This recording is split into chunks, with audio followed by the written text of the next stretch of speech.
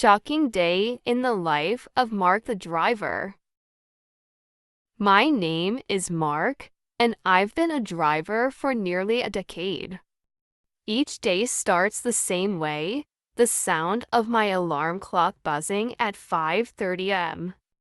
I pull myself out of bed, still half asleep, and get ready for another day on the road. The sun hasn't risen yet, and the world outside is still cloaked in darkness. It's a simple life, but it's mine, and I find comfort in the routine. I make my way to the kitchen and brew a strong cup of coffee, the rich aroma filling my small apartment.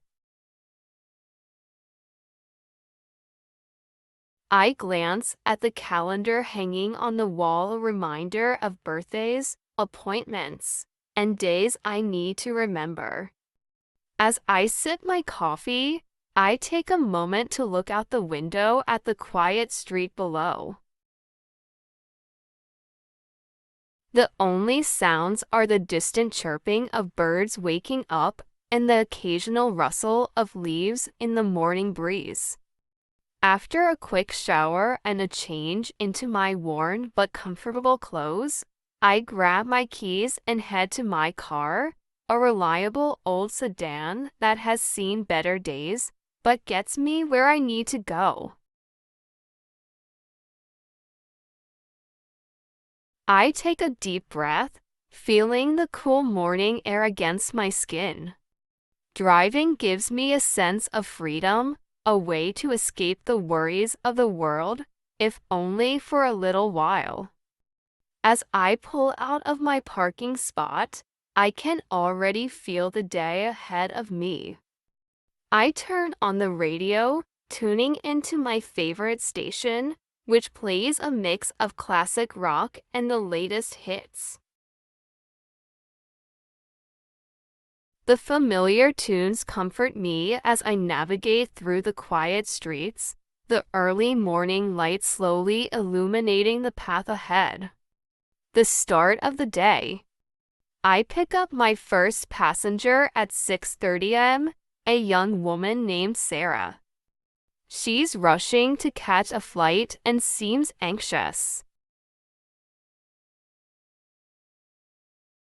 I try to calm her down with small talk, but she's glued to her phone, checking her flight status repeatedly. I don't mind. I know how it feels to be in a hurry. Don't worry, I'll get you there on time, I assure her with a smile.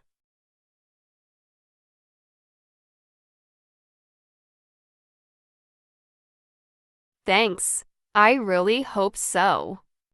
She replies, her voice tinged with worry. As I drive through the city, I feel the familiar rhythm of my day settling in. I navigate through traffic, avoiding the honking cars and impatient drivers. The sun starts to rise, casting a warm glow over the city. I drop Sarah off at the airport, wishing her safe travels as she rushes inside. The mysterious passenger. After a few more pickups, I find myself driving an older gentleman named Mr. Thompson. He's quiet but friendly, sharing stories of his life as we drive through the streets. As we approach his destination, he suddenly asks me to stop.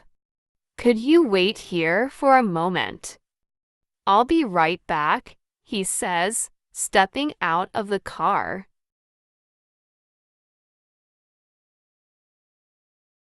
I nod, watching him walk away. While I wait, I glance at my phone, checking for any new ride requests. Moments later, Mr. Thompson returns, and I notice something unusual. He's holding a small, intricately carved wooden box. What's that? I ask, curiosity getting the better of me. Oh, just something I've been keeping for a long time. It's a family heirloom, he replies, a hint of nostalgia in his voice. He places the box on the back seat and pays me before stepping out. As he walks away, I can't shake the feeling that there's something special about that box. I decide to take a quick peek inside. A strange discovery. I cautiously open the box, revealing a collection of old photographs, a locket, and what looks like a small dagger. My heart races as I handle the items, feeling a connection to the past. Just then, my phone buzzes, interrupting my thoughts. It's a ride request from a nearby location. I close the box, placing it back on the seat, and drive off to pick up my next passenger. However, I can't stop thinking about what I found. What secrets does the box hold? I decide to drop it off at the nearest police station later, hoping it might help someone discover their family history.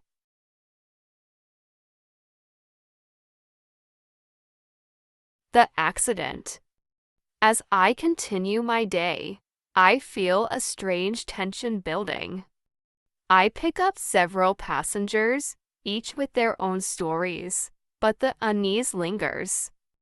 Around noon, I'm driving through a busy intersection when, suddenly, a car runs a red light and crashes into my vehicle.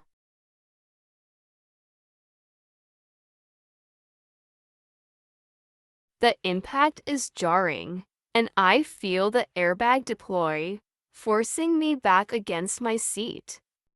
The sound of screeching tires and shattering glass fills the air. I'm shaken but manage to get out of the car, adrenaline coursing through my veins. Are you okay? A woman rushes over, her voice filled with concern.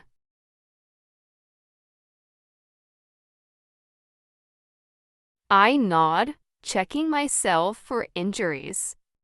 I notice the driver of the other car stumbling out, dazed and confused. As I look around, I see that we've created a scene and several people are staring at us. Then, I spot flashing lights in the distance. The police are coming.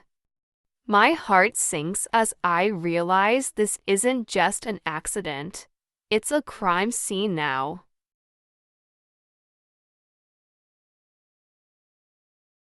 I step back, my mind racing with thoughts of insurance, reports, and the box still sitting in my car. The unexpected call. While I wait for the police to arrive, my phone rings. It's an unknown number, but I answer, feeling a strange pull to do so.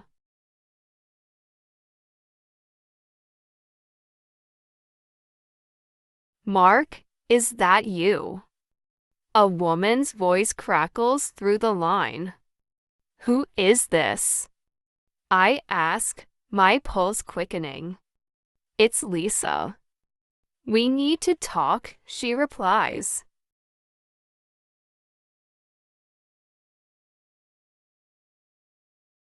I freeze.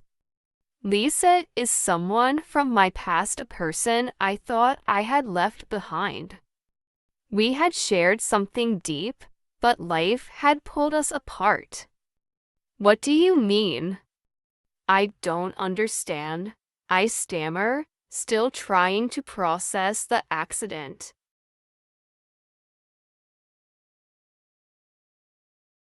I know you're busy, but this is important. It's about your father, she says, her voice steady but urgent. At that moment, everything seems to blur. I barely hear the sirens in the distance or see the officers arriving. My father. I haven't spoken to him in years.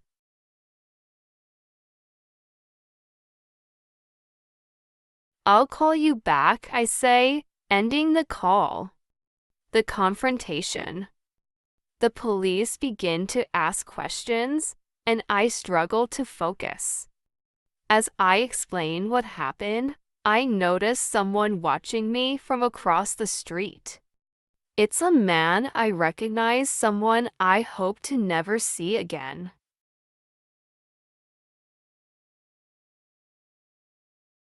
His name is Jake, an old acquaintance from my past. We had crossed paths in ways that still haunt me. He approaches, a smirk on his face that sends chills down my spine. Well, if it isn't the famous driver, he says, his tone mocking.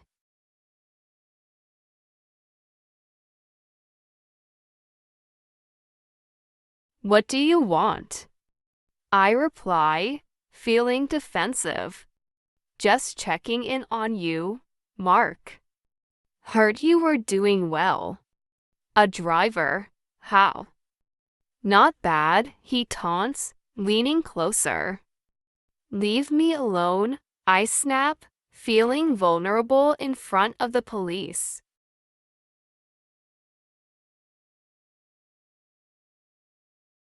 I'm just saying, it's a good thing you're still around.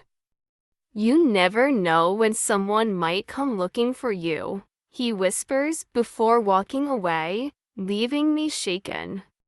The turning point. After the police take my statement, I'm left standing there, trying to gather my thoughts.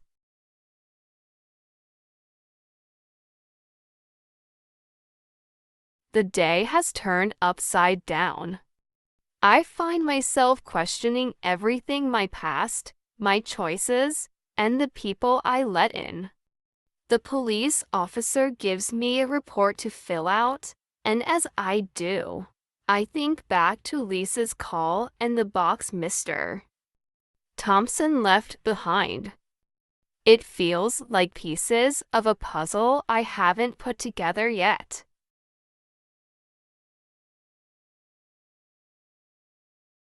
I realize I can't let this day end without confronting the truth. I need to know what Lisa wants, and I need to face my past with Jake. A life-changing decision. Later that evening, I pull into my driveway, the weight of the day heavy on my shoulders. I look at the wooden box resting on my back seat, a reminder of the connection to my family and the secrets I've buried.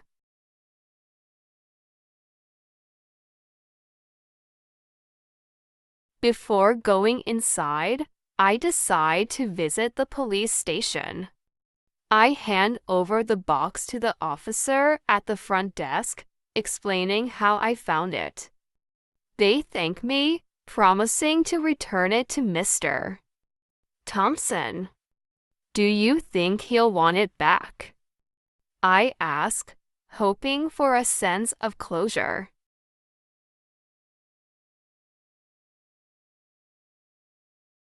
We'll do our best, the officer replies. As I leave the station, I feel a sense of release. I'm not just a driver, I'm a person with a past, and I need to face it head on.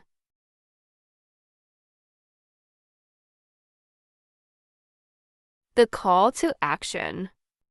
The next day, I call Lisa. We agree to meet at a coffee. As I wait for her, I can't shake the nervous energy buzzing inside me. When she arrives, she looks different, older, more worn by life. We exchange awkward greetings before diving into the conversation. I heard about your father, she says softly. What do you know? I demand, my emotions flaring. Just that he's been asking about you. He's not well, Mark. He's looking for a chance to make amends, she explains, her eyes searching mine for understanding. I feel a mix of anger and sadness. My father left us, and now he wants to come back. Why should I believe him? He hurt us, I reply, my voice shaking. Because people change, Mark.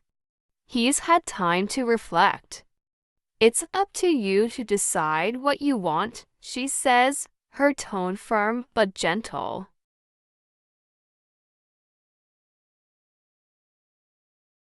Embracing the future. As I leave the cough, I feel a sense of clarity. The events of the last 2 days have shaken me, but they've also pushed me to confront my past. I realize I can't keep running away. I'm ready to face my father. I'll go see him, hear what he has to say, and maybe, just maybe, find some closure. In this moment, I understand that life as a driver is more than just picking up passengers. It's about the connections we make and the choices we face. Every person who gets in my car has a story, just like I do.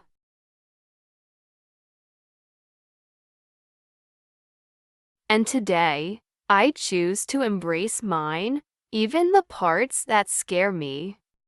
As I drive through the streets, I feel a sense of hope. The journey ahead may be challenging, but I'm ready to take it. I may be just a driver, but today, I am also a man who is willing to confront his past and embrace the future.